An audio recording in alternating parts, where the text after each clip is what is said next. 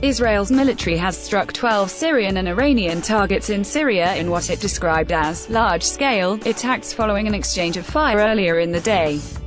A few minutes ago, Israeli aircraft targeted the Syrian aerial defense system and Iranian targets in Syria, a military statement said on February 10.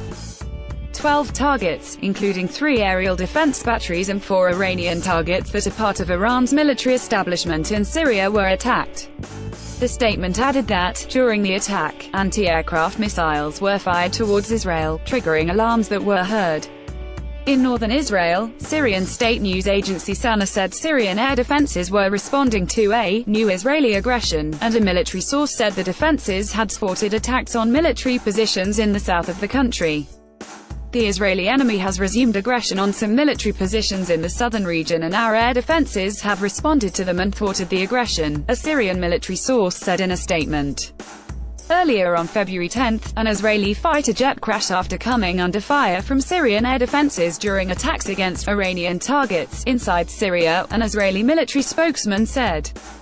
The Israeli pilots of the crashed F-16 were reported alive, though one was severely wounded, the military said. Russia condemned Israel's initial raid came after it intercepted what it said was an Iranian drone entering its airspace from Syria.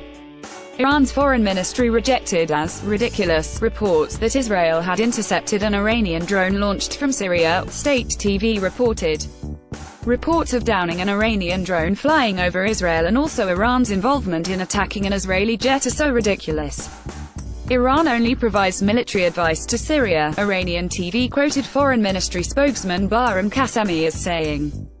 Russia, meanwhile, has voiced serious concern about the latest developments in Syria and called on all sides to avoid an escalation of the situation.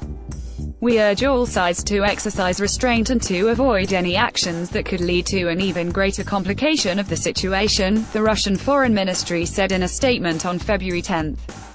It is necessary to unconditionally respect the sovereignty and territorial integrity of Syria and other countries in the region, the statement said. It is absolutely unacceptable to create threats to the lives and security of Russian soldiers that are in the Syrian Arab Republic on the invitation of the legal government to assist in the fight against terrorism, it added.